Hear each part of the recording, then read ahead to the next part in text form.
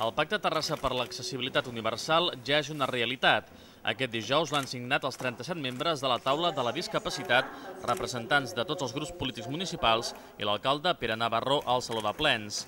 Aquest document ha de ser un pas endavant significatiu per fer de Terrassa una ciutat molt més accessible perquè integra 3 instruments: el Pla d'Accessibilitat, la taula de la discapacitat i el conveni de l'Ajuntament amb l'entitat Prou Barreres. Així s'intentarà implicar tota la ciutadania, empreses, entitats i col·lectius. En els darrers anys, Terrassa ha experimentat importants millores. En són un exemple els 121 autobusos adaptats, les urbanitzacions del Parc de Vallparadís, les esglésies de Sant Pere i la Rambla d'Ègara i les 6 biblioteques plenament accessibles. El representant de Prou Barreres, Jordi Dueso, però, alerta que encara queda camí per fer i ha mencionat la Tresoreria de la Seguretat Social a la carretera de Castellà, la comissaria de la Policia Nacional del carrer Baldric, la necessitat de millorar l'accés als comerços i als espais culturals. Com sabem que haurem aconseguit aquest objectiu? Molt fàcil. Quan la gent, les persones, tinguin la discapacitat, la diversitat que tinguin, vinguin d'on vinguin, siguin d'on siguin, diguin: escolta'm tu, Terrassa està molt bé, eh?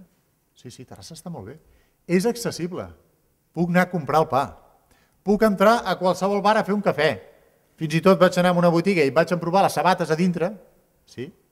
I vaig anar de punta a punta de la ciutat de Terrassa sense trobar cap barrera arquitectònica. I no vaig trepitjar el carril bici. Quan arribem a aquest punt, haurem aconseguit el nostre objectiu. Això el que indica és que junts, i a través de la taula de la discapacitat i a través de moltes entitats de la ciutat, podem lluitar contra una forma d'exclusió.